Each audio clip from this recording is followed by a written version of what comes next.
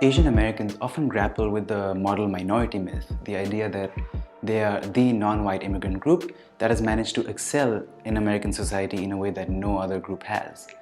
But as Professor Erin Wu explains, the myth has political origins in the Second World War when white liberals, quote, agonized that racism was damaging the United States' ability to fight a war for democracy against the Axis powers, and so they strategically recast the Chinese as law-abiding, peace-loving, courteous people living quietly among us. Even until recently, it's been used as a wedge between Asians and other people of color. Popular conservative rhetoric blames Black and Latinx communities for their own misfortunes, asking, well, if the Asians can do so well in this country, why can't they? The myth is a dangerous story that relies on a flattening of the definition of Asian. If a whole continent is a unit of analysis, there are bound to be discrepancies within that unit that go ignored. For example, while it is true that a high percentage of Asian American Pacific Islanders earn bachelor's degrees, examining the data more closely reveals that many Southeast Asian groups have very low education rates compared to others. Disaggregating poverty levels also reveals that while only 13% of Asian Americans live below the poverty line, up to 39% of Bhutanese Americans live in abject poverty. More precise data about the performance of groups within the Asian American community can not just help dispel claims about the model minority, but can also help bring to light these communities that have become invisible or ignored because of this idea that because they're Asian, they're fine. In agreement with this rationale, there has been a national movement to disaggregate the data collected about Asian Americans. Data disaggregation bills have emerged in various states, all compelling state agencies to provide options beyond just the umbrella term Asian. This, legislators and activists argue, helps them better assess the needs of Asian communities and fulfill them. Quen Din is the executive director of an organization called CERAC, a national civil rights organization that empowers Cambodian, Laotian, and Vietnamese American communities. In an interview with me, she explained the need for disaggregated data. This is an issue, as you know, that a lot of Asian American and Pacific Islander communities have been championing for a really long time because we recognize just how diverse our communities are. And for Southeast Asians, what we have seen is that our needs continue to be masked and silenced and just hidden through one simple action of only being able to check one category for race and ethnicity, which is Asian. And what we've seen when we do disaggregate the data is that there are huge discrepancies and disparities within the community. And the problem with census data, though, is that it is way too late to be able to intervene. This data is collected for folks who are over the ages of 25. So by that time, these are community members who have already fallen through the cracks of our education system, and there's no way that the systems itself can really support our community members to reaching their dreams and their potential. Most recently, Representative Tacky Chan introduced House Bill H3361 in the Commonwealth of Massachusetts. My name is Tacky Chan. I'm the state representative of the 2nd Norfolk District, which is located in the city of Quincy. I filed legislation which is popularly referred to as House Bill 3361, which is the bill number to have state government disaggregate data regarding the Asian American community, to break us down to smaller parts as part of the normal course of business of data collection. The bill was intended as a discussion, starting discussion on this matter. Most people don't realize that public policy does rely on good information. And with not good information, it's hard to make good public policy. So if we really want to represent everyone in Massachusetts, we have to recognize every different ethnic group for who they are, not lumped into one sum and assume if you take care of one aspect of the group, then the remainder will be taken care of. So the simple public policy I'm presenting is Meals on Wheels. People support Meals on Wheels. It's a program for low and moderate income seniors to get a meal. It's a state program. There's some federal funding and state funding for this. And I was asked one time by one of the senior advocates that how come I can't get Asian-oriented cultural competent meals. The problem we run across is the fact that the service agencies don't break down the data to show that you have specific ethnic groups within your service territory. So we're listed as Asian. So what is an Asian food? And I always say that if you give a samosa to a Vietnamese person, did you meet your Asian requirement? And this becomes an issue of respect. If you're a Vietnamese immigrant, you should be respected as a Vietnamese immigrant and treated culturally competency by your government and your service agency.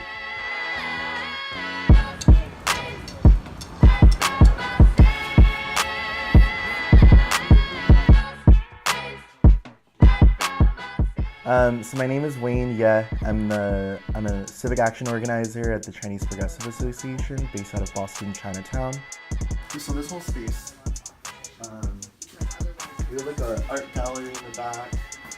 Chinese Progressive Association has been around for 41 years this year. We're a grassroots, community-based organization, membership-led, that serves working class Chinese American community, both in Chinatown but also in Greater Boston.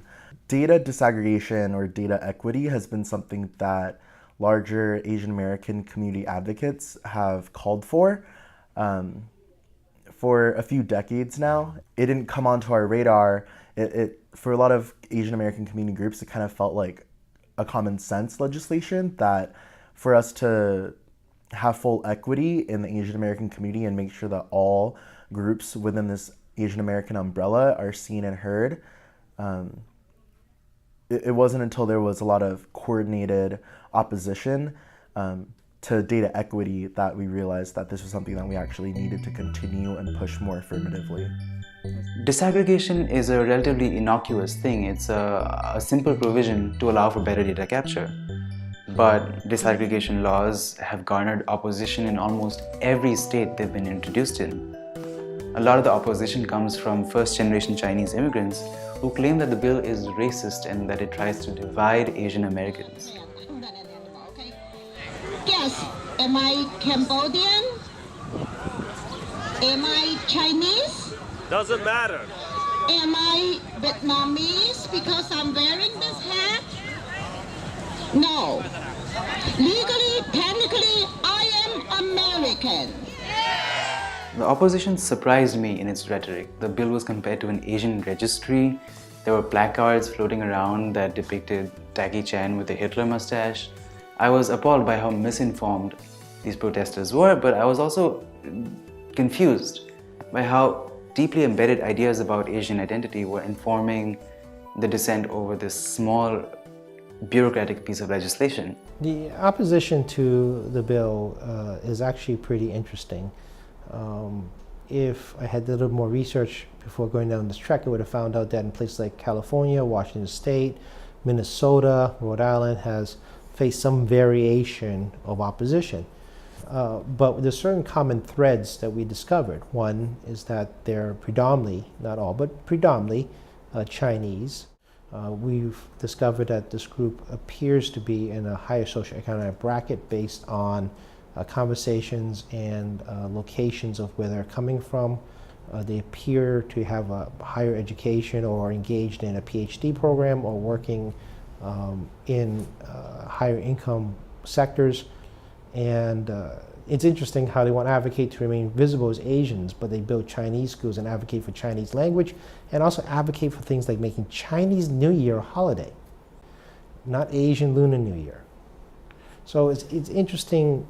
This opposition group clearly serves some interests beyond the opposition of this program because from my experience, they are involved in the community, but it's a Chinese-oriented group advocating to remain Asian.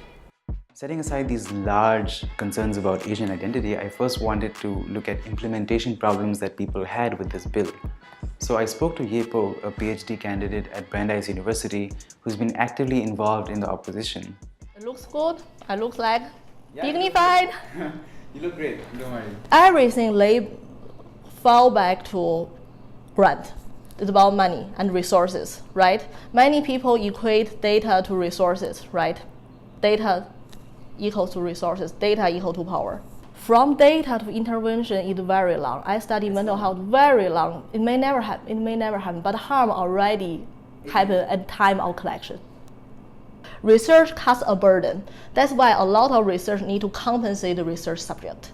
And then the government has mandatory power because government has the they control resources, right? And this is what we concern. We don't want the population get burdened. This issue has been raised up by Native Americans because they feel they are over-researched. The idea is that there's no guarantee that better data leads to better policy. The National Congress for American Indians did in fact state Indian tribes have suffered harm from research and evaluation conducted on their tribal people. The truth is that Native American communities, for example, at least have information about how they're doing. And that is that there is greater understanding through the data that does exist that there are tremendous challenges that the community faces, including poverty, including a lot of challenges around housing, around job access, education access. So many of the same challenges that other communities of color and immigrant communities face. There's also the danger that the needs of poor Chinese people will be ignored. Resources, they claim, should be distributed on an individual basis. Well, because when you say allocate resources, then you have to prioritize the resources. So what I'm thinking is, why can't you prioritize the resources based on the family incomes? For instance, for the Indian Americans that are not doing so great, they deserve the same kind of help as the Cambodian Americans who are not doing equally worse. You can't just say that because you belong to one group that are doing much better, then your needs would be largely ignored just because you belong to that group. That's offset the point that we should all be treated equally. I feel that yes, while it's true that data equity within Asian American communities would allow us to see which are the groups and in what areas that need attention. Actually, Chinese Americans have highest rates of mental health issues, and I don't think that disaggregating data among ethnic groups for Asian American communities is going to lead to certain more advantaged, quote-unquote advantaged groups being overseen. Actually, what it will do is help guide funding, resources, and attention to the areas that are deficient, but it won't mean we need to take resources away from the groups that are already at the top. I am Professor Paul Watanabe, Professor of Political Science at the University of Massachusetts, Boston, and Director of the Institute for Asian American Studies at the university. It's often been pointed out that this should not be an issue about ethnicity or about racial identity or about Asian subgroups, but about income. And in one of the excellent interviews and studies that have been done by Oyan Poon, a professor at Colorado State University, she begins her discussion with somebody who's a leader in the anti-data disaggregation movement. And before she ever gets into that conversation, in the casual conversation that takes place often before these interviews take place, the person who she's talking to, a Chinese American, is asking Oyan about her name and her background, and ultimately implies and says to her, "Oh, you're one of those Chinatown Chinese." And by implication, he's suggesting that she is a working class, poor Chinese background. That some ways that's separated from the background of those, many of those, not all of those, many of those who support who oppose data disaggregation. Because, as this individual says, they're so used to the government providing all kinds of handouts to those poor individuals. That, to me, sort of slaps the argument that these individuals, at least, many of them who are leaders, care about poor Chinese Americans, care about other populations of Asian Americans who may not be as privileged traditionally and as advanced as currently as certain Chinese American people who are opposing data disaggregation, is unfortunate and revealing. Census has very good disaggregate data for education, income, language proficiency, divided into zip code by national origin. And then basically from that, it cannot be traced to individual name, because census won't release that data, at least not for now. And then why we are not using that data? Why we are not using? So you're absolutely right in pointing out initially that disaggregated data is nothing new, that hasn't had these harmful consequences, particularly since we expanded the categories and boxes in the last several decades. But the reason why it's necessary at the state level, as you know, in states like Massachusetts, we don't have an equivalent to the national census at a more local level. There's no such thing as an effective and regular state census. Nothing even certainly equivalent to the decennial census on a statewide basis, and nothing even equivalent to the American Community Survey, which is based on a large representative sample of citizens on a statewide basis. So in order to get data down to particular geographies, for example, and in particular areas, it's necessary to collect data administratively. That's the way we do so.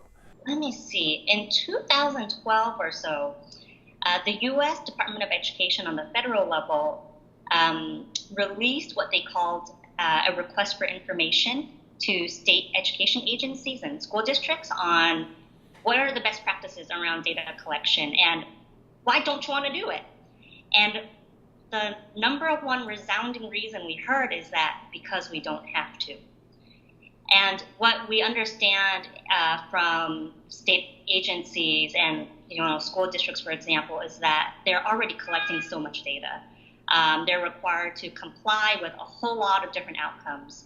And so for them, they're not going to collect data unless it's required and mandated. This is what we've seen as responses. We received over 500 responses from that particular request. And when we really sit back and reflect on what that means, what we heard from school districts themselves, from state education agencies, and from policymakers and from community members is that it's about the political will of our agencies to really go beyond the limit, beyond what is required, and do what is really right. It requires resources, and it does require courage to pass this, to say that even though it's not required, we are going to be the leading champions to lead the way that this is the right thing to do for our communities. Much of the fears around this bill are also to do with how voluntary or confidential state agency forms truly are. There is no true incent conform when the government is involved in this situation, and especially the Asian, about 60% of Asians here living in this country now are foreign born. And a fair amount of people come here as undocumented immigrants. So their relationship, our relationship with the government is we are more powerless. It's even harder for us to reject the question, like we don't want to answer. And also many government force is very unclear whether it's optional or not. This is happening in other states. I can provide document later. And then it's very hard for an immigrant who speak broken English with government agencies. Usually the agency's workers are white. They don't understand, many of them don't understand the delicate relationship between the immigrant and the government. Also, they don't know how to explain why there is a bill. And then it's just lead to more awkward discussion, may end up incriminalize the immigrant. That's why what I worry. Well, for me then, the principal strategy should be for us who are advocating for it and for people who are concerned about it to educate their own populations, including those who have these concerns, about the uses of the data, the privacy protections of the data, and the way in which they're answering these questions can promote perhaps their own personal interests, perhaps, but maybe more importantly, the larger interests of the groups to which they identify with and belong.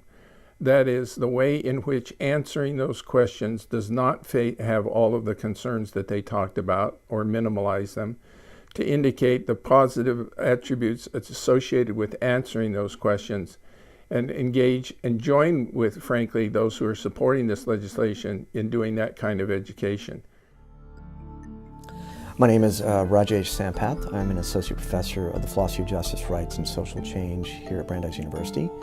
My appointment is in the Heller School for Social Policy and Management. When racial categories come into being, certain groups may want to self-identify in their project of liberation and fight for racial and social justice. African Americans have struggled for so long as of Native Americans. Latinos, one of the fastest growing groups for many years, had their own history of oppression at various moments in American history. So when a group adopts the label in an attempt at liberation or a fight in terms of racial justice and social justice, vis-a-vis the state domination and legal systems, that's one thing. But when the state imposes a label, even if it's through a voluntary census, that's a different move. In fact, people that may be of Asian descent don't constitute a homogeneous racial bloc in any given country. India has the second largest population of Muslims. There are Dalits and tribals who are considered indigenous on the tribal side, and the Dalit is the outsider caste that don't fit within the fourfold Hindu majority. So there are people that come from oppressed systems within their own countries of origin that may not identify with the nationality. And in fact, it could trigger the trauma that they faced in those countries. Religious minorities too. So by forcing people to state their place of ancestry as if that's their identity, goes against their own sense of self-determination and free will. I cannot speak for every Chinese, but you see the Chinese is huge. Some come here 100 years ago. There's no Communist Party that time. And some from Hong Kong, some from Taiwan, we can call them Taiwanese as well. For the new immigrants, we are from the Communist Party. And so you would say that you're scared? We're generally scared. Okay, that's okay. And other people may scare for different reasons, like they come here as undocumented. They are fearful for the government to throw out their life.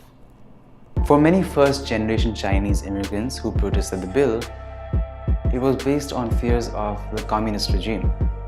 Others remember the Chinese Exclusion Act of 1882, when immigrant Chinese labor was banned from entering the country. There were concerns that the declining wages and economic ills were due to an overflow of Chinese workers, although they constituted a very small percentage of the nation's population. This xenophobic piece of legislation was not repealed until 1943. There is certainly fear and concern in Southeast Asian American communities as well about how the police, for example, might use this information. But the truth is that when it comes to bills like the Massachusetts bill, we weren't hearing that as a concern from our community. And I think partially it is because the way that we have been talking about the bill is that this is voluntary information. This is through forms like your students' registration or perhaps your Medicaid application, that this information will be protected. But I'm not sure if that information is being consistently provided to all communities, in particular, recently arrived Chinese immigrant communities. In fact, I actually think that a lot of communities have been manipulated into believing that data collection is a registry. And I'm not quite sure how data disaggregation is translated into different Chinese dialects. But I know, for example, in Vietnamese, like the word sign up for this class versus register for this class are two very different things. And so I do wonder about how this information is being talked about within these specific communities. For me, the question is, what's better? Is it invisibility to not being seen, to not being acknowledged, or is vision and visibility the best answer? Now, visibility has its consequences, I know this. My family was placed in concentration camps during World War II because they were Japanese Americans. Now, maybe I suppose if Japanese Americans had hidden away somewhere, the understanding is that no one would have found them and no one would have placed them in concentration camps. To me, the greater danger for Japanese Americans during World War II is their relative invisibility. And the fact that they were invisible made it easier to place them in concentration camps and to take these actions against them. Those are arguments for visibility, for identity, for people to be able to define themselves beyond black and white, beyond their simple race, to state proudly that they're Chinese American or Vietnamese American, that they're Japanese American or Khmer or whatever they might be. And that to me is a strength, it's a source of strength on balance. Indeed, questions of visibility go into the heart of Asian American identity in this country. The word Asian American gained its modern political usage due to a movement in the 60s propagated by students at UC Berkeley as a means to build solidarity amongst Japanese, Chinese, South Asian immigrants for common causes such as the anti-Vietnam War movement and the civil rights movement, and for past injustices such as Japanese internment camps. It is this union that the opposition fears will dissolve because of disaggregation. Indeed, it's helpful to think of oneself as Asian American when organizing against white supremacist imperialist forces, but when it comes to understanding the disparities within the Asian American community, I think a more local categorization helps. For me, the issue comes back down to the model minority myth, where it's one thing for the other to homogenize Asians for political gain, but I think it's even more dangerous for Asians to adopt that mantle of the model minority and to believe their problems to be similar. Data disaggregation shows that the problems are not similar, and it's time we address that.